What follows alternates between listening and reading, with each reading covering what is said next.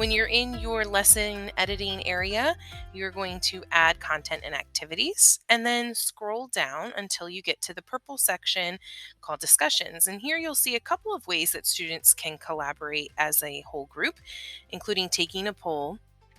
And here is our collaborative board. So when you click on the collaborative board over here, it's going to give you a preview. It tells you it's an interactive board for class discussion and brainstorming, and that students are going to be able to either post text and images. You also have the ability to hide names and pre-approve any posts or comments. So I'm going to click the add button, and it's going to create this activity for me in my Nearpod lesson. You can see over here on the right-hand side that I have a couple of different style types that will change things like the background and the font. So when I find one that I like, I can then go ahead and minimize that window.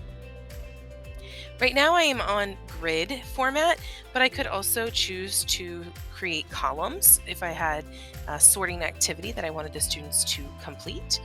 Under student options, I can turn on and off the ability to see student names, edit responses, students being able to edit their responses.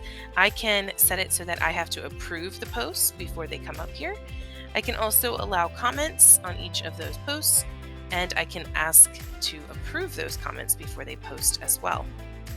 Under media type, we can select what we want students to be able to contribute, whether it's images, videos, recording their voice through audio, or even adding GIFs.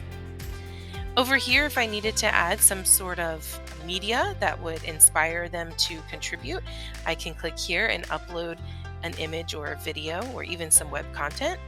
And then from here, of course, I can give it a title